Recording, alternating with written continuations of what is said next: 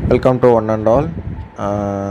இன்றைக்கி நம்ம பார்க்க போகிற டாபிக் வந்து heading take and paragraph take. இப்போ ஹெட்டிங் டேக்னால் என்னென்னு உங்களுக்கே தெரியும். அதாவது ஹெட்டிங்கை ஒரு வெப்சைட்டில் நம்ம இன்பில்ட்டாக கொண்டு வர்றதுக்கு ஹெட்டிங் டேக்னு ஒன்று யூஸ் பண்ணுவோம் HTML. அது மொத்தம் H1லேருந்து H6லேருந்து இருக்குது, ஓகேவா? H1லேருந்து H6 வரை இருக்குது, ஓகேவா?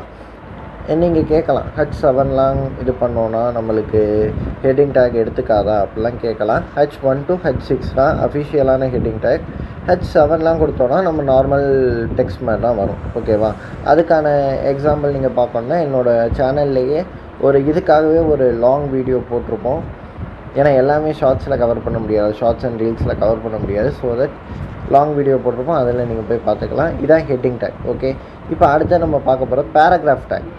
பேராகிராஃப் டேக்கில் என்ன பண்ண போகிறோம்னா, ஒரு பேராகிராஃபை இன்பில்ட் பண்ண போகிறோம். அதாவது பேராகிராஃபை உள்ளே கொடுக்குறது, அந்த வெப்சைட்டில் பேராகிராஃபை உள்ளே கொடுக்குறது யூஸ் பண்ணுறது தான் பேராகிராஃப் டேக், ஓகேவா?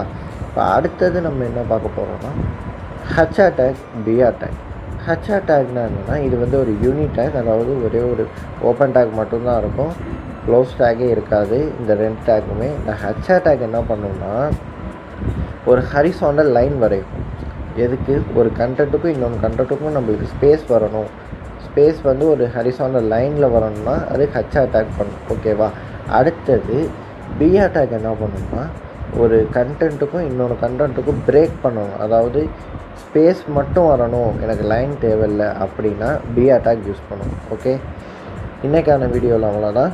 நெக்ஸ்ட் வீடியோவில் நம்ம என்ன பார்க்க போகிறோம்னா, இன்னும் சில டேக்ஸ் எல்லாம் HTML இருக்குது. Style take, image take, attribute take எல்லாமே இருக்குது. அதை பற்றி பார்ப்போம்.